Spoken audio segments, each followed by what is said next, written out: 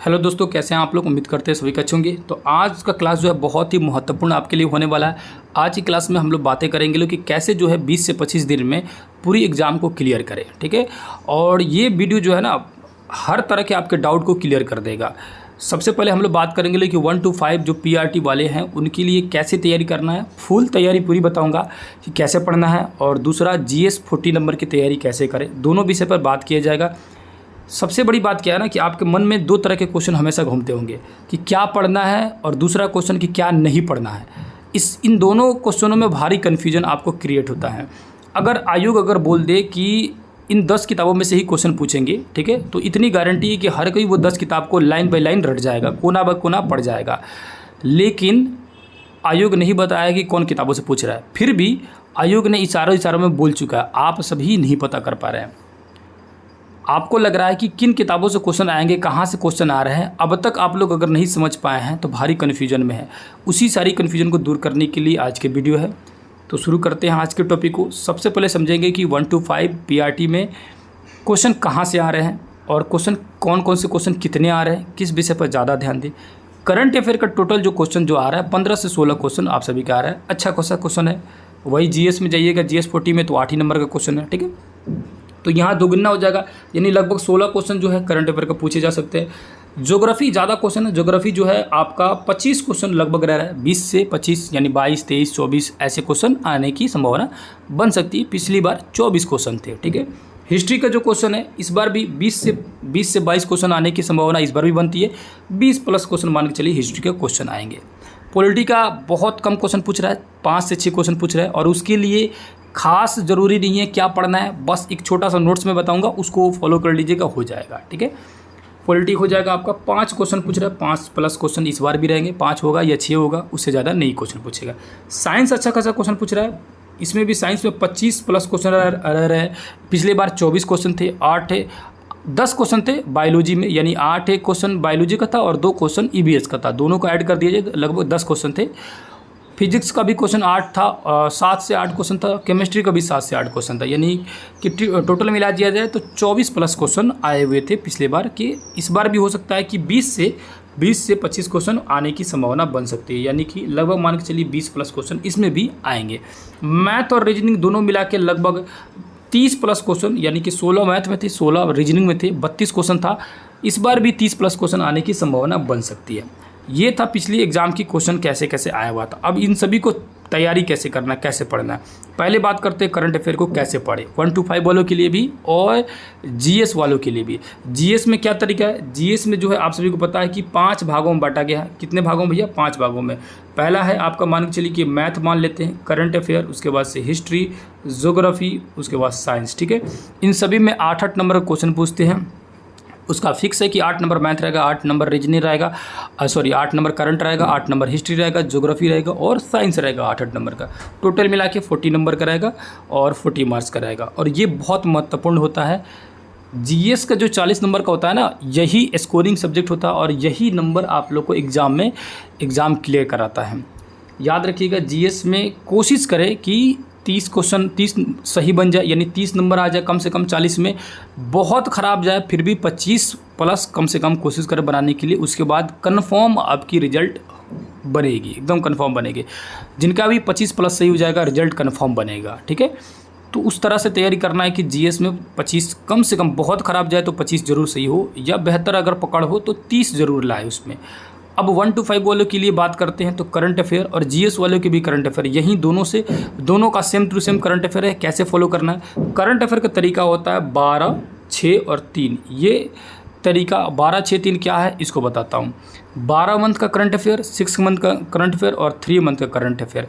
आप पिछली एग्जाम में देखे होंगे तो पिछली एग्जाम में 1 साल का करंट अफेयर भी पूछा हुआ था, और लेटेस्ट करंट अफेयर यानी कि एग्ज़ाम से 10 दिन पहले का भी क्वेश्चन पूछा हुआ था, यानी एकदम पीछे से लेकर एकदम लास्ट तक का क्वेश्चन भी पूछा हुआ था। ठीक है, तो पढ़ना सब कुछ है। अब पढ़े कैसे, क्या पूरे 12 मंथ का खूब ध्यान दे, नहीं, उसको कैसे पढ़ना है बता रहा हूँ। 12 मंथ का जो करंट अफेयर जो है मंथली पढ़ेंगे। किसी भी करंट अफेयर के चैनल उठाइएगा यूट्यूब से, या आप बुक खरीदिएगा, किताब खरीदिएगा तो 12 मंथ का करंट अफेयर यानी कि पिछले जून से लेकर अब तक का, यानी पिछले जून नहीं, जुलाई से देखिएगा, जुलाई से अब तक का जून का इसलिए बोल रहा हूँ क्योंकि आप लोग जब इसको कंप्लीट पढ़ते जाइएगा तब तक हो सकता है कि जून भी कंप्लीट हो जाए, उससे पहले भी पढ़ लीजिएगा। तो जून जैसे ही कंप्लीट होगा, ये जून 2024 का बात कर रहा हूँ, ये जैसे ही ये मंथ कंप्लीट होगा इसके बाद जो करंट अफेयर इसका मंथली जो आएगा उसको पढ़ लेना है। अब 2023 का जुलाई का आपको पढ़ना है, अगस्त का पढ़ना है, सितंबर का पढ़ना है, उसके बाद अक्टूबर, नवंबर, दिसंबर, जनवरी, फरवरी, इसी तरह कंटिन्यू पढ़ते आना। मंथली करंट अफेयर है ना, वीकली डेली वाला कभी भी ना पढ़े, उससे आपको भारी कन्फ्यूजन क्रिएट होगा, बहुत ज़्यादा करंट अफेयर हो जाएगा और बहुत ज़्यादा प्रॉब्लम भी हो जाएगा, बाकी सारे सब्जेक्ट पे समय नहीं दे पाएंगे। मंथली वाला देखिए, जैसे कि कोई वीडियो बना होगा जुलाई मंथ का 2023 का, पूरे मंथली बना होगा जिसमें क्या होगा कि 1 घंटे मैक्सिमम हो सकता है, 1.5 घंटे का वीडियो होगा, 1 मंथ का वीडियो, ठीक है। 1 मंथ का जो है वो पूरी करंट अफेयर जो है उसमें कंप्लीट बताया गया होगा कि इम्पोर्टेंट कौन कौन सा करंट अफेयर, उसको ज़रूर देखें। अब 12 मंथ में क्या है कि पूरे 12 मंथ का देखना है, जैसे कि पिछले जुलाई से लेकर अब तक का जून का पूरा कंप्लीट एक बार देखना, ओनली एक बार में जो भी समझ आए देखना है, दोबारा नहीं देखना है। ओनली ना याद हो कोई दिक्कत नहीं है, एक बार ऐसे देखना है कि हम चीज़ों को याद कर पाए बेहतर तरीके से, क्योंकि करंट अफेयर का कोई इलाज नहीं होता है। करंट अफेयर चीज़ें जो है बहुत ज़्यादा है और वो डिपेंड करता है कि उस समय की एग्ज़ाम के समय में कि जो चीज़ें पढ़े हैं वही चीज़ें आ रहा है कि नहीं आ रहा है, ठीक है। मतलब कहने का मतलब क्या है, सिंपली बात है कि करंट अफेयर जो है ना बहुत बड़ा है, उसको एक बार पूरे 12 मंथ का, 12 मंथ का ज़रूर देख लीजिएगा, ठीक है। अब उसके बाद क्या करेंगे, दोबारा फिर से करंट अफेयर पढ़ेंगे, दोबारा एक बार 12 मंथ का पूरा कंप्लीट देख ली वीडियो, ठीक है। 12 मंथ का कंप्लीट वीडियो देखने के लिए यानी कि एक दिन में अगर 3 मंथ का भी देखते हैं तो 3 दिन में आप आराम से 3 से 4 दिन में कंप्लीट कर लेंगे, 4 दिन में आप कर लेंगे, ठीक है। और ये इसको देखने के लिए 3 घंटा समय चाहिए, यानी 1 घंटे का 1 मंथ का होगा तो 3 घंटा लगेगा। 3 घंटा पूरे दिन भर में सिर्फ करंट अफेयर के लिए बहुत ही कम है ना, उसको देख लीजिएगा, कोई उससे बड़ा समय आपका लॉस नहीं होगा, या ना उसके अलावा भी और सारे सब्जेक्ट उसी दिन पढ़ा जा सकता है। 3 घंटे कोई बड़ी बात नहीं है, पढ़ने के लिए तो 10-10 घंटे भी पढ़ सकते हैं, है नहीं। मैं बताऊंगा, उसको रूटीन तैयार कर रहा हूँ आप लोगों का, मैं वैसे ही बता दे रहा हूँ टाइम टेबल, है ना। आप लोग को टास्क, बहुत सारे लोगों का कमेंट आ रहा था व्हाट्सएप पर कि टास्क सर दीजिए कि हम लोग को बताइए कि क्या पढ़ना है, हम लोग पढ़ जाएंगे लोग, चाहे आप बोलिए कि रात दिन पढ़ने के लिए जितना समय बोलिए पढ़ने के लिए पढ़ेंगे लोग, ठीक है। तो उस तरह का मैं व्यवस्था कर रहा हूँ कि आप लोग एक समझिए कि टास्क की तरह आप लोग के लिए हो जाएगा। आप लोगों को खुद से पढ़ना है, इस समय में लास्ट समय में ज़्यादा से ज़्यादा कोशिश करें कि खुद से पढ़े। 12 मंथ का एक बार कंप्लीट पढ़ जाइएगा, फिर दोबारा रिवीजन कीजिएगा, तो दोबारा जब पढ़ना फिर अगेन दोबारा जो है ना आप वीडियो देखिए या खुद से पढ़े, किताब खरीद ले, कौन सी किताब खरीदना बता रहा हूँ, ठीक है। करंट अफेयर के लिए एसपीडी का होता है या एडिटोरिया का होता है, दोनों किताब में से कोई भी ले सकते हैं। मोस्टली कोशिश करें कि एडिटोरिया का अगर दिया हो तो एडिटोरिया का ले लीजिए, ठीक है। आपको जो भी बेहतर लग रहा है ये लीजिए कि आप एसपीडी खरीदे होंगे तो एडिटोरिया जाके ले लीजिएगा, एडिटोरिया खरीदे होंगे तो एसपीडी जाके ले लीजिएगा। इसके अलावा भी कोई भी करंट अफेयर लिए होंगे, कोई भी करंट अफेयर का बुक लिए होंगे तो ठीक है, उससे घबराने की जरूरत नहीं है, जो कि पिछले जुलाई से लेकर अब के जून तक का होना चाहिए, मतलब कि पूरे साल भर का होना चाहिए पिछले वाला, ठीक है। या 6 मंथ का होगा पिछले वाला, या जो जैसे भी होगा उसको करना है। बस हमें बताना है कि जुलाई से पिछले से लेके आना है, पढ़ते आना है, चाहे जहाँ से भी करंट अफेयर पढ़े। कोई भी किताब ख़राब नहीं है, जो भी किताब है बेहतर है, पढ़ सकते हैं। मेरे से पूछते तो एसपीडी है या एडिटोरिया, यही 2 किताब बोलता है, ठीक है। इन्हीं दोनों में से कोई एक ले लीजिए। अब उनसे पढ़ लिए, पूरे 12 मंथ का पढ़ लिया आप लोग, ठीक है। दोबारा रिवीजन करेंगे, चाहे वीडियो से चाहे किताबों से। तो इस बार जो है सिर्फ 6 मंथ का पढ़ेंगे। कौन सा 6 मंथ? इस बार पढ़ेंगे जनवरी का, फरवरी का, मार्च का, अप्रैल का, मई का, जून का, ठीक है। ये 6 मंथ का इस बार जो है दोबारा पढ़ेंगे, यानी ये दोबारा पढ़ेंगे तो ये 2 बार हो जाएगा, तीसरा बार फिर पढ़ना है करंट अफेयर को, तीसरी बार फिर करंट अफेयर को पढ़ना है। इस बार जो करंट अफेयर को पढ़ना है उसको जो पढ़ना है सिर्फ 3 मंथ का है। 3 मंथ का कौन सा? 3 मंथ का आपको अप्रैल का, मई का और जून का, अप्रैल, मई, जून, यानी कि तीसरी बार में ये पढ़ने के चक्कर में ये तीसरा बार आपका रिवीजन हो जाएगा, अप्रैल का, मई का, जून का। यही तरीका है करंट अफेयर को पढ़ने का। आपका एग्ज़ाम होगा जुलाई में लास्ट में 19 या 20 से एग्ज़ाम शुरू होने वाला, 19 से शायद शुरू होने वाला, ठीक है। तो जुलाई में अगर एग्ज़ाम हो रहा है 19 से, तो जुलाई का भी करंट अफेयर जरूरी है, क्योंकि पिछले एग्जाम में जिस मंथ में एग्ज़ाम था उससे एक हफ्ते पहले का भी क्वेश्चन पूछ दिया था, ठीक है। अगर एग्ज़ाम 19-20 को शुरू हो रहा है तो आपको जुलाई का जो है कम से कम जो है जुलाई का 12-13 जुलाई तक का क्वेश्चन जरूर पढ़ना है। सेफली चलने के लिए 15 जुलाई तक देख लीजिएगा। अब इसको भैया कैसे पढ़ेंगे 15 जुलाई तक का, क्योंकि जुलाई में तो एग्ज़ाम रहेगा, हेडेक ज़्यादा रहेगा। इस जुलाई वाले मंथ का बहुत आसान तरीका है। जुलाई वाला मंथ का जैसे ही जुलाई मंथ शुरू होगा, पहले तारीख से आप क्या कीजिए, डेली वाला करंट अफेयर देखना शुरू कीजिए। वो डेली वाला कौन सा, बहुत लंबा लंबा वीडियो बनता है, उसको मत देखिएगा कभी भी नहीं, है ना, भारी कन्फ्यूजन होगा, उतना लंबा समय नहीं दीजिएगा। एक चैनल आता है, मुझे याद नहीं आ रहा, दिमाग पर नहीं आ रहा, वो 10 से 12 मिनट का वीडियो रहता है, या मैक्सिमम 15 मिनट का वीडियो होगा। उसमें 12 से 13 क्वेश्चन, 15 क्वेश्चन डेली का करंट अफेयर आता है। बहुत पुराना चैनल है ना, पता नहीं, याद नहीं आ रहा चैनल का नाम, ठीक है ना। उसको मैं देखूंगा, उसको देखकर मैं क्या करूँगा, डिस्क्रिप्शन में उसका लिंक भी दे दूँगा, ठीक है ना। कोशिश करूँगा, बढ़िया चैनल है और डेली का 10-15 क्वेश्चन आता है। नेक्स्ट एग्जाम करके पता नहीं, शायद इसी तरह करके आता है, नेक्स्ट एग्जाम करके आता है ऐसा चैनल, उसको आप लोग देख सकते हैं। बहुत पुराना चैनल है, उसमें 10-15 मिनट का वीडियो आएगा डेली का, और सुबह में इतना ज़बरदस्त है ना कि डेली सुबह में आपको 5 बजे से पहले तो हम लोग उसको फॉलो करते थे लोग, तो 4 बजे भी मिल जाता था वो वीडियो, ठीक है। एकदम मॉर्निंग में आपको डेली का करंट अफेयर मिल जाएगा, 4 बजे सुबह में, 5 बजे सुबह में। डेली उठिए, उठते समय उसको 10 मिनट का वीडियो देख लीजिए, ठीक है। आप लोग उसको देख लीजिए, वीडियो को, बेड छोड़ने से पहले उसको वीडियो को देख लीजिए। करंट अफेयर उस दिन का कंप्लीट हो गया। अगर शुरू से देखते आते हैं ना 3-4 महीने से, तो आप लोग अभी तक 3-4 महीने का करंट अफेयर अच्छा खासा पकड़ हो गया रहता है। नहीं देखे कोई दिक्कत नहीं, अब उसको अभी से शुरू मत कीजिएगा, जुलाई 1 तारीख से शुरू कीजिएगा, ठीक है। यानी जुलाई 1 तारीख से शुरू कीजिएगा, 1 जुलाई को, 2 जुलाई, 3 जुलाई, इसी तरह करते करते ना एग्ज़ाम से पहले तक का भी वीडियो देख सकते हैं। 19 को एग्जाम है तो 18 तक का भी देख सकते हैं, कोई दिक्कत नहीं। हालांकि 18 का क्वेश्चन नहीं आएगा, ना ही 17, ना ही 16, ना ही 15 का आएगा। 15 से पहले क्या हो सकता है कि मतलब कि बीपीएससी पगला गया हो तो दे भी सकता है, ठीक है। तो उसको डेली के देख लीजिएगा, 10 मिनट का वीडियो है। बेड सुबह में, मॉर्निंग में छोड़ने से समय में आप उसको देख लीजिए। 4 या 5 बजे मॉर्निंग में डेली आ जाता है वो वीडियो, 10-12 मिनट का होगा, आप वहाँ से देख सकते हैं, है ना। चाहे किसी भी चैनल को फॉलो करते हो, मैक्स बहुत बड़ा नहीं दिख रहा है। तो इस तरह 12 मंथ का, 6 मंथ का, 3 मंथ का और जुलाई का मैं डेली का बता दिया कैसे करंट अफेयर देखना है। करंट अफेयर उम्मीद कर रहा हूँ कि वो चाहे 1 to 5 वाले हों या आपका जीएस वाले 8 नंबर का हो, उनका करंट अफेयर यहाँ से कंप्लीट हो जाएगा। अब रहा ज्योग्राफी के लिए पढ़ना क्या भैया। ज्योग्राफी के लिए सबसे पहले 1 to 5 वालों के लिए बात कर रहा हूँ कि ज्योग्राफी में क्या पढ़ना है। ज्योग्राफी में एक्चुअली में क्वेश्चन जो है ना, इंडियन ज्योग्राफी, वर्ल्ड ज्योग्राफी और बिहार ज्योग्राफी, ये 3 जगहों से क्वेश्चन पूछ रहा है। ज्योग्राफी का सिलेबस बड़ा कर दिया है और क्वेश्चन अच्छा खासा पूछ रहा है। अब तीनों का कैसे पढ़ेंगे, कहाँ कहाँ दिया है, वर्ल्ड ज्योग्राफी, इंडियन ज्योग्राफी और बिहार ज्योग्राफी, ठीक है। तो ये तीनों ज्योग्राफी जो है आप सभी को 6 से 10 तक के एनसीईआरटी और एससीईआरटी बिहार बोर्ड की किताबों में मिल सकता है, वहाँ से पढ़ सकते हैं। बहुत सारे लोगों का मैं वीडियो देख रहा हूँ, वहाँ पर क्या आ रहा है कि बहुत सारे लोगों का, जैसे कि कल मेरे पास किसी भाई ने कॉल किया हुआ था, उन्होंने बोल रहा था कि सिर्फ एनसीईआरटी पढ़ लेंगे तो काम चल जाएगा। ये बताइए, मैं 10-15 दिन पहले भी बोला था कि एनसीईआरटी, ओनली एनसीईआरटी ना पढ़े, बिहार बोर्ड की किताब जरूर पढ़े। देखिए कारण क्या है, एनसीईआरटी से क्वेश्चन बीपीएससी में पूछता है, हमेशा से पूछता है, शुरू से पूछते आ रहा है।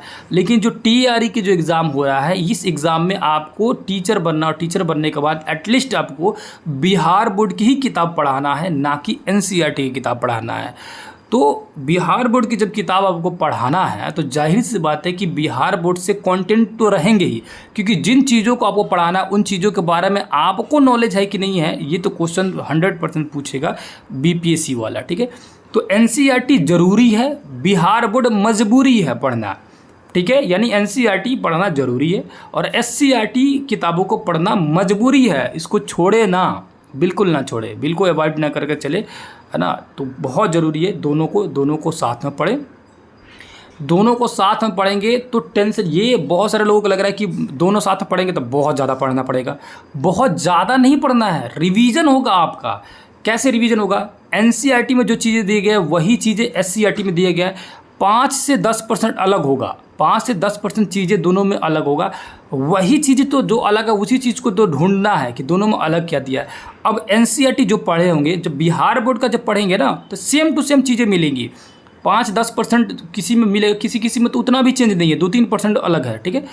जब पढ़ेंगे तो होगा क्या, आपका एनसीईआरटी का रिवीजन हो गया, यानी एनसीईआरटी जो पढ़े फिर से दोबारा एससीईआरटी पढ़ रहे तो उनका वही चीज़ दोबारा रिवीजन हुआ और कुछ नया जानने के लिए मिल गया है ना कुछ। और इससे अच्छा बात क्या है कि कुछ नया चीज़ मिलेगा, वो भी बढ़िया ऑथेंटिक बुक से मिलेगा, जो कि बहुत ज़्यादा ज़रूरी है। दुनिया भर की प्रकाशन पढ़ने से ज़रूरी है कि उन किताबों को पढ़ लीजिए। या आप बिहार बोर्ड एससीईआरटी फॉलो किए होंगे तो एनसीईआरटी पढ़ लीजिए, आपका रिवीजन भी हो गया, कुछ नया चीज़ भी मिल गया जानने के लिए, बहुत बेहतर है कि नहीं। ऐसा थोड़ी है कि बहुत ज़्यादा पढ़ना पड़ रहा, नहीं, ज़्यादा नहीं पढ़ना है, उसी चीज़ को आप दोबारा पढ़ रहे हैं तो रिवीजन हो रहा है। सिर्फ किताब जो है बदल गया, पहले एनसीईआरटी पढ़ रहे थे अब एससीईआरटी पढ़ रहे हैं, बस किताबों के अंदर के कंटेंट सेम है, 5 से 10% अलग हो गया मैक्सिमम, अगर अलग होगा तो, वरना 2-3% से ज़्यादा चेंजिंग नहीं मिलेगा उसमें देखने के लिए, ठीक है। तो ज़रूर दोनों पढ़िएगा। इसलिए मैं बोल रहा हूँ क्योंकि अगर एससीईआरटी का ज्योग्राफी नहीं पढ़ेंगे ना तो बिहार की टॉपिक आपको नहीं मिलेगी। आप बताइए एनसीईआरटी में कहाँ पर दिया है बिहार दर्शन वाला चैप्टर। आप तो 6 क्लास का ज्योग्राफी अगर पढ़ेंगे बिहार बोर्ड का तो लास्ट में चैप्टर देखेंगे तो 2 या 3 चैप्टर बिहार के बारे में दिया गया। क्या एनसीईआरटी में देगा ये? बिल्कुल नहीं देगा। बहुत सारे लोग सिर्फ एनसीईआरटी कर रहे हैं कि भाई एनसीईआरटी पढ़ लीजिए। कैसे एनसीईआरटी पढ़ लीजिएगा? क्या बिहार के टॉपिक अलग से पढ़िएगा? बिहार के टॉपिक आप क्या कीजिएगा, बिहार का टॉपिक फिर किसी वीडियो में देखिएगा, बिहार का टॉपिक क्या कीजिएगा, फिर आप लोग उसके लिए स्पेशल बुक खरीदिएगा, कहीं से पढ़िएगा, है कि नहीं है। किसी भी बुक से पढ़ रहे हैं, किसी भी प्रकाशन से पढ़ रहे हैं, किसी भी वीडियो को फॉलो कर रहे हैं, मुझे उससे फ़र्क नहीं है। मैं कह रहा हूँ कि आप अपनी किताबों को तो पढ़ें। बिहार के बारे में बिहार की किताबों में दिया हुआ है।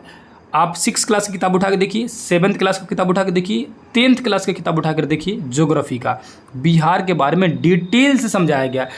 इन सभी को मैं कंबाइंड करके एक वीडियो भी बनाया हूँ, बहुत सारे लोग जानते हैं। हालांकि अपने वीडियो की बाद में बात किया जाएगा, पहले आप लोग को सेल्फ कैसे तैयारी करना उसमें बात करना चाहता हूँ। चाहे हमारे वीडियो देखे या ना देखे, या किसी को देखे या ना देखे, अपनी तैयारी कैसे करें उस पर पहले ध्यान दीजिए। ये 6 क्लास में, 7th क्लास में और 10th क्लास में बिहार के बारे में डिटेल से दिया गया है, बहुत डिटेल से दिया गया है। 6 क्लास में शायद 2 या 3 चैप्टर था, 7th में भी 2 चैप्टर था, 10th क्लास में एक पूरा इकाई ही था। इकाई मतलब कि पूरा यूनिट ही था, उस यूनिट में 2, 3, 4, 5 यानी शायद 5 ही चैप्टर था, ठीक है, पूरे बिहार के बारे में। लगभग बिहार के बारे में तीनों क्लास के मिला जाए तो 10 चैप्टर है बिहार के बारे में। और ये बिहार के बारे में जो 10 चैप्टर दिया गया, इसी तरह का तो कोई भी प्रकाशन किताब खरीदिएगा तो उसमें तो यही चीज़ें तो मिलेगी, कहाँ अलग मिलेगा आपको, है कि नहीं। इसलिए मैं बोल रहा हूँ कि एससीईआरटी जरूर पढ़िएगा, ठीक है, उसको ना छोड़िएगा।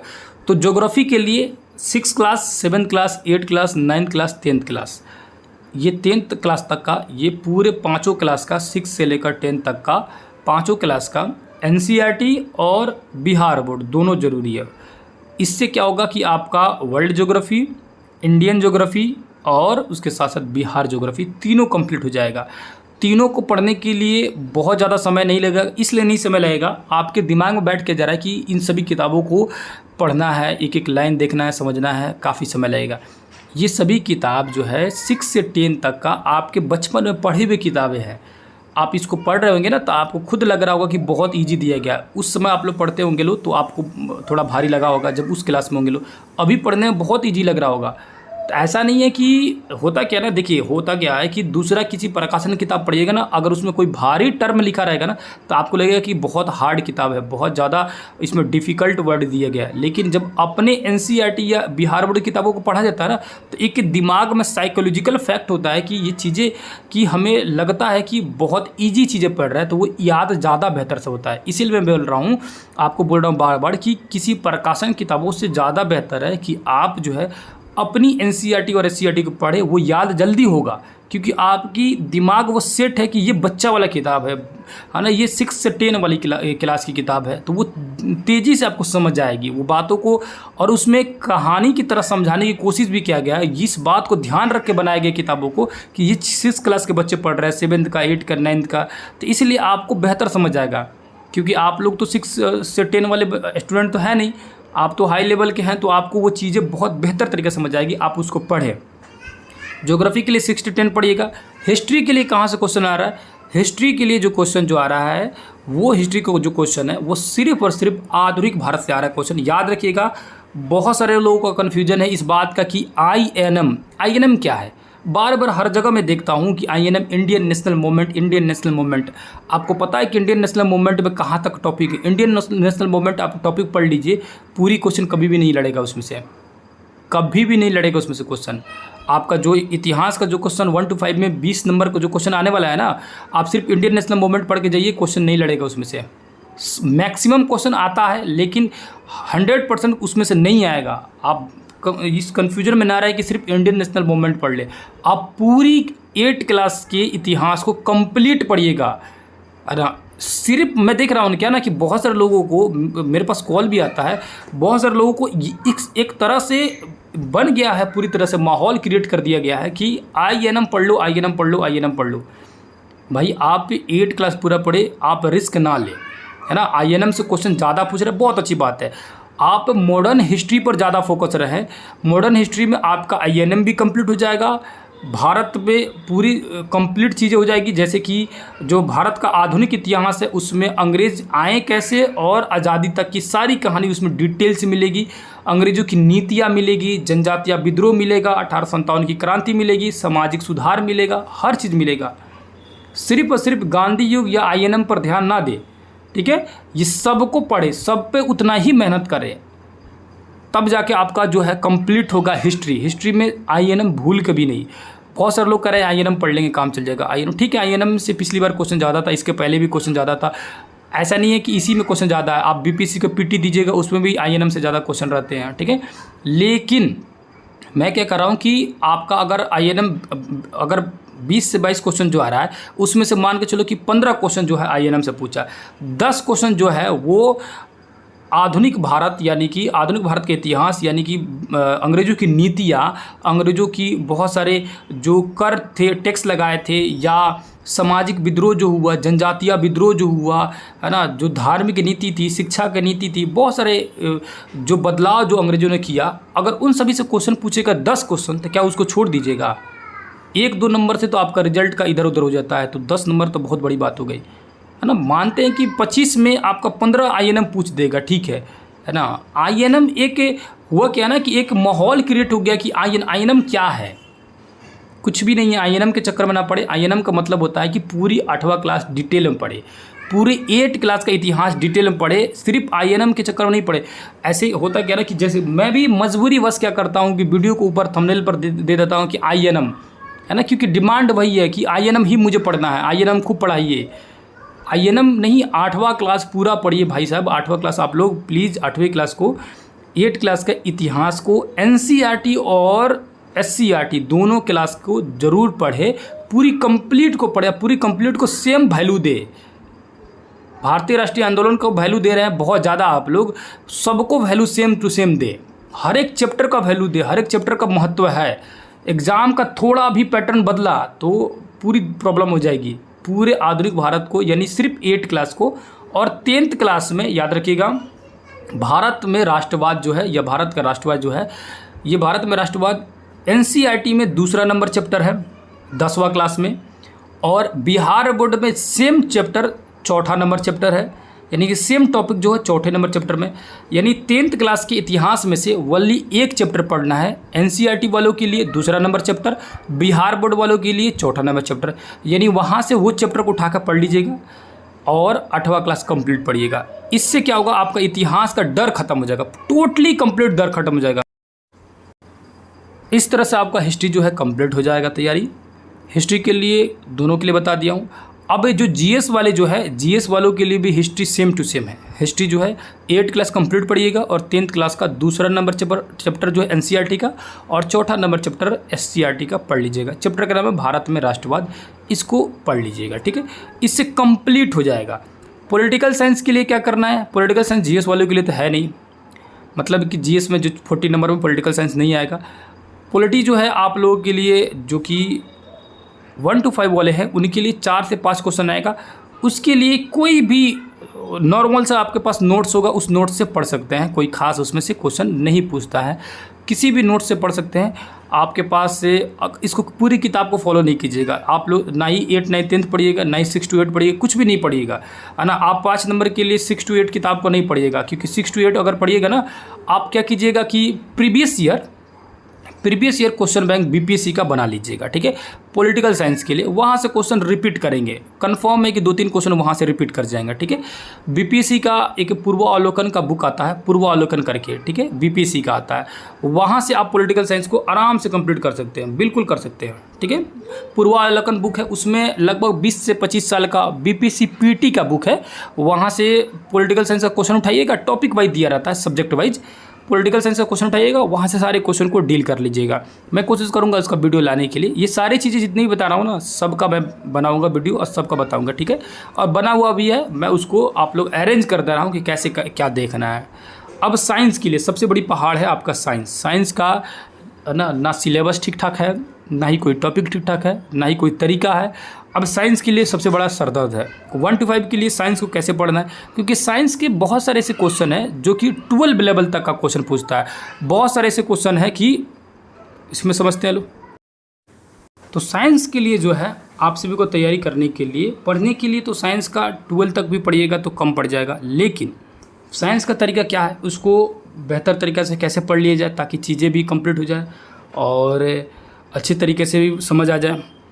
तो साइंस का आप लोग क्या कीजिएगा, इसका भी बीपीएससी का पीआर जो PYQ है, यानी प्रीवियस ईयर जो क्वेश्चन है, उसको फॉलो कीजिएगा। साथ साथ में जो TRE जो पिछले बार जो क्वेश्चन पूछा है उसको देखिएगा, ठीक है, TRE को देखिएगा।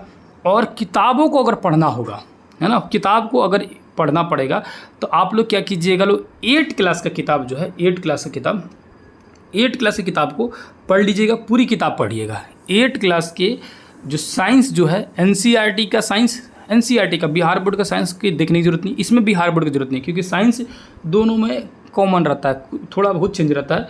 तो सिर्फ NCERT का साइंस जो है, 8 क्लास का NCERT का साइंस आप लोग देख लीजिएगा। 9th और 10th का साइंस जो है उतना समझ नहीं आएगा कि जो साइंस बैकग्राउंड से नहीं है। साइंस बैकग्राउंड से होंगे तो आपको बेहतर तरीके से समझ आएगा, नहीं होंगे तो 9th 10th का समझ नहीं आएगा। सिर्फ NCERT का 8 क्लास का, क्योंकि 6 और 7 का पढ़ सकते हैं, 6 और 7 का भी पढ़ सकते हैं। एक काम कीजिएगा, आप लोग 6, 7 एक बार पढ़ लीजिएगा, एक बार पढ़िएगा, दोबारा नहीं पढ़िएगा, ठीक है। 6 क्लास पूरी साइंस पढ़ लीजिएगा NCERT का, 7 क्लास पूरी साइंस पढ़ लीजिएगा एक बार, है ना, पूरी किताब को एक बार पढ़ लीजिएगा। एक बार बैठेंगे पूरी किताब खत्म हो जाएगा, कोई बहुत सारा चीज़ उसमें नहीं दिया गया।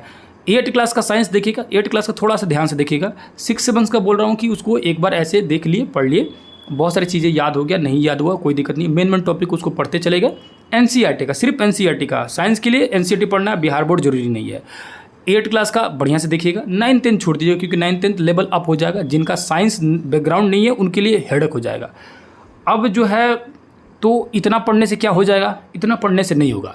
इतना पढ़ने के अलावा आप लोगों को प्रीवियस ईयर क्वेश्चन पूर्वावलोकन वाला जो मैं बोल रहा हूँ, आप लोग बीपीएससी का, चाहे कहीं से भी बीपीएससी का पूर्वावलोकन का बुक होगा, मतलब पूर्वावलोकन करने का मतलब क्या है, उस किताब का ही नाम है पूर्वावलोकन। आपके पास previous year question bank BPSC PT का किसी भी प्रकाशन होगा तो ठीक है। उसमें क्या है कि आप लोग क्या कीजिएगा, लोग साइंस का क्वेश्चन सब देख लीजिएगा, लोग क्या कीजिएगा, लोग साइंस का क्वेश्चन देख लीजिएगा। फिर TRE 1, 2, 3 तीनों का साइंस का क्वेश्चन देख लीजिएगा लोग। यहाँ से साइंस अमूमन जो है आपका कंप्लीट हो जाएगा। इसके अलावा MCQ आप लोग करते रहिएगा लोग, MCQ बनाते रहिएगा लोग इससे रिलेटेड, क्योंकि इससे रिलेटेड मैं MCQ खुद भी लाऊंगा, मैं बताऊंगा क्या क्या चीज़ें ला रहा हूँ। साइंस यहाँ से कंप्लीट हो गया। साइंस के लिए क्या क्या पढ़ना है, 6, 7 और 8, ठीक है, और ना 1 to 5 बोले के लिए बता रहा हूँ, 6, 7 और 8। 6, 7 और 8 जो है NCERT ओनली फॉलो करना है, NCERT, बाकी सब के लिए दोनों फॉलो करना था, NCERT और बिहार बोर्ड, ठीक है। मैथ के लिए क्या करना है, मैथ में क्या कीजिए आप लोग, मैथ पढ़ने के लिए आप लोग मैथ का भी सिर्फ 8 क्लास का मैथ है ना, 8 क्लास का मैथ आप लोग पढ़ सकते हैं। 6 और 7 में भी मैथ दिया हुआ। मैथ में किताबों को कैसे पढ़ना है, देखिए मैथ में जैसे किताब में रचना दिया है वो तो क्वेश्चन आएगा नहीं। बहुत सारे ऐसे चैप्टर है जो नहीं आते हैं, कुछ का चैप्टर जो है इंपॉर्टेंट है। मैं क्या करूँगा कि एक काम करता हूँ, आप लोग को 6, 7 और 8 तीनों क्लास में का मैथ का चैप्टर बता दे रहा हूँ कि कौन कौन चैप्टर पढ़ना है। किताब को एक बार पढ़ लीजिएगा, मैथ के चैप्टर को, इस चैप्टर में जितने भी क्वेश्चन होंगे उस पूरे क्वेश्चन के, उस अभ्यास में जितने भी क्वेश्चन है सारे क्वेश्चन को एक बार बना लीजिएगा। ज़रूरी है क्योंकि वो चीज़ें पढ़ते हैं। अब मैथ के लिए कौन सी किताब ज़रूरी है, बिहार बोर्ड होगा तो भी ठीक है, NCERT होगा तो भी ठीक है, उसके लिए कोई 2 अलग अलग किताबों की ज़रूरत नहीं है। कोई भी किताब होगा तो चलेगा, जो भी आपके पास किताब होगा उसी किताब से 6 क्लास का, 7 क्लास का और 8 क्लास का, उसमें से तीनों में से मैं चैप्टर बता दे रहा हूँ कि कौन सा चैप्टर पढ़ना जरूरी है। उस चैप्टर को मैं क्या करूँगा, आप लोग एक मैथ का वीडियो लाऊंगा और उस मैथ की वीडियो में पूरे चैप्टर को बता दूंगा कि कौन सा चैप्टर जरूरी है। उस चैप्टर को सिर्फ फॉलो कर लीजिएगा, वहाँ से हो जाएगा। प्लस में PYQ, फिर अगेन क्या, ये ना PYQ, अरे यानी याद रखिए ये सब जिसका PYQ बता रहा हूँ ना, यानी प्रीवियस ईयर जो क्वेश्चन, जो कि BPSC के PT में कई बार क्वेश्चन पूछे हुए हैं। मैथ में 10 नंबर का क्वेश्चन आता है BPSC के PT में, याद रखिएगा। और वो जो 10 क्वेश्चन रहता है बहुत इंपॉर्टेंट है, और वो उस क्वेश्चन में से ही आपका बहुत सारे क्वेश्चन रिपीट होंगे, चाहे वो GS वाले 40 नंबर वाले हैं, उनका भी 8 नंबर का जो मैथ का क्वेश्चन आएगा ना, ये BPSC PYQ अगर कर लेते हैं तो 4 क्वेश्चन आपका बन जाएगा, कन्फर्म बन जाएगा 4 क्वेश्चन सिर्फ PYQ से।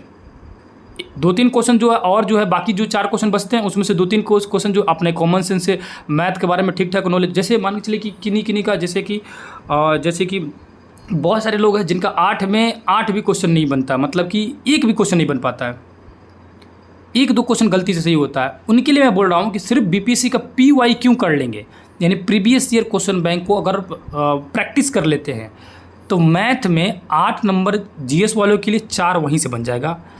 और जिनका मैथ में 16 नंबर आ रहा है, ये 1 to 5 वाले के लिए, वहाँ से आपका 10 से 12 क्वेश्चन जो है PYQ से हो जाएगा। 10 क्वेश्चन आ जाएगा PYQ से, कन्फर्म आएगा।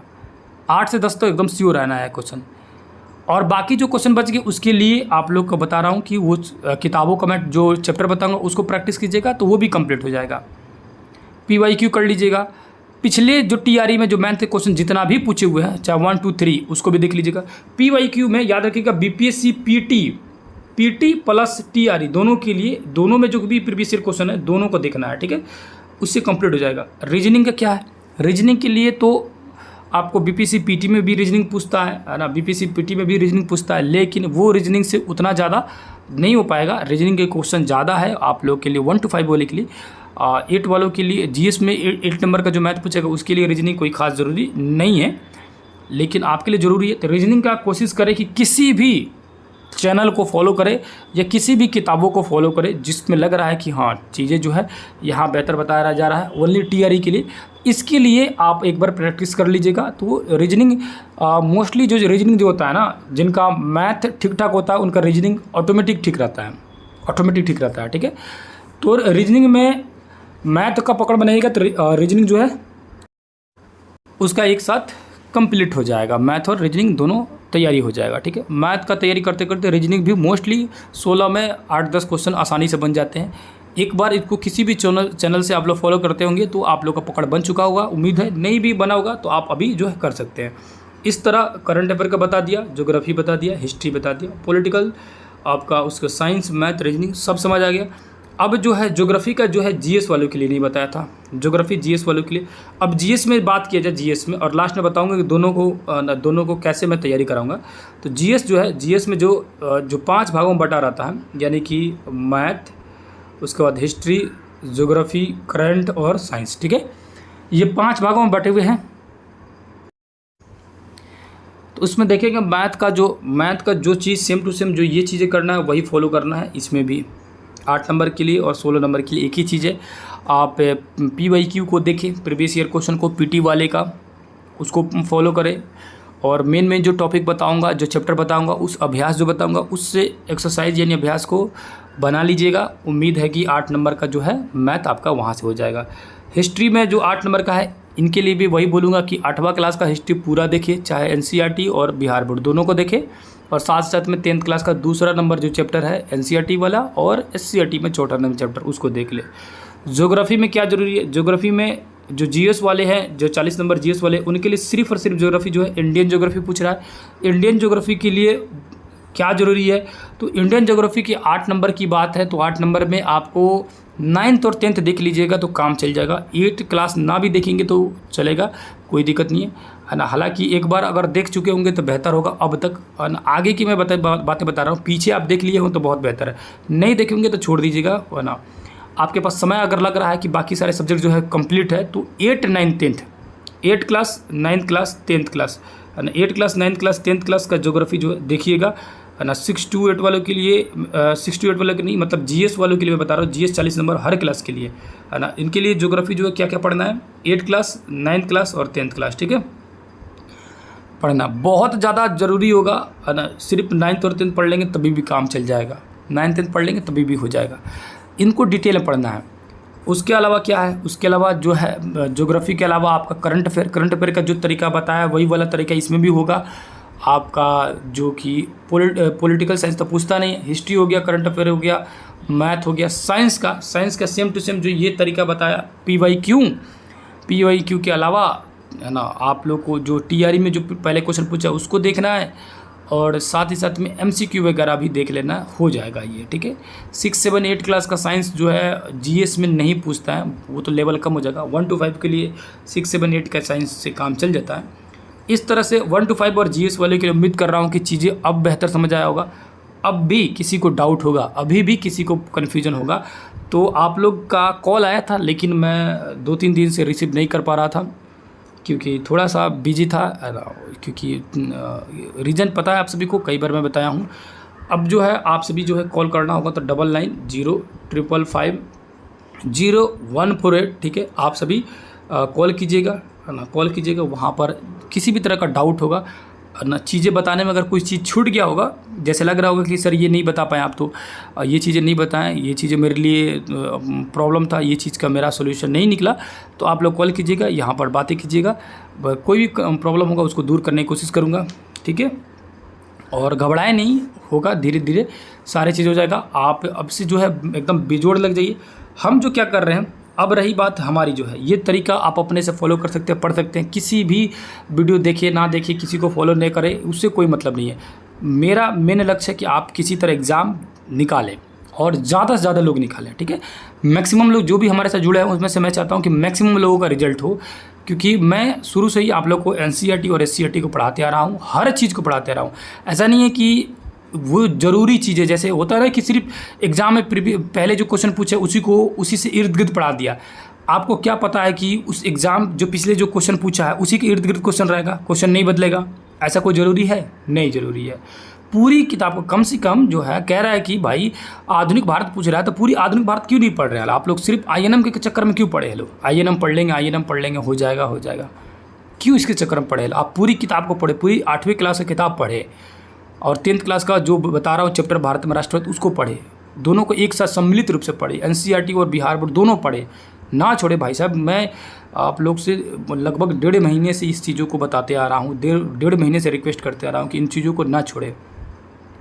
खैर आपकी मर्ज़ी है, आप सभी अभी भी सिर्फ INM के चक्कर में पढ़े हैं, सिर्फ और सिर्फ NCERT के चक्कर में पढ़े हैं, तो आप जानते हैं मैं क्या कर सकता हूँ, उसमें कितना बता सकता हूँ, है ना। आप लोग के पास ऐसा थोड़ी है कि समय नहीं है, समय बिल्कुल है, बहुत समय है। आप लोग खामोखा डरे हुए हैं कि नहीं समय नहीं है। उसी चीज़ को तो मैं दोबारा बोल रहा हूँ पढ़ने के लिए। NCERT पढ़े, बिहार बोर्ड पढ़िएगा, रिवीजन होगा। अलग कहाँ है? 2-4% अलग है, और अलग है तो अच्छी बात है ना।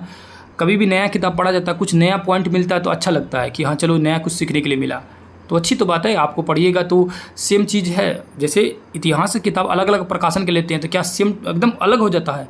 एकदम अलग तो नहीं होता है, थोड़ा बहुत चीज़ें अलग अलग रहती है, थोड़ा बहुत एक्स्ट्रा चीज़ें ऐड की गई रहती है अलग अलग प्रकाशन में। वही चीज़ तो मैं बोल रहा हूँ ना, प्रकाशन बदलना है, टॉपिक तो वही है, चीज़ें तो वही है। NCERT से बिहार बोर्ड पढ़ना है, उसके अलावा कोई भी अदर बुक पढ़ने की ज़रूरत नहीं है। सिर्फ NCERT का भरोसे नहीं रहिएगा।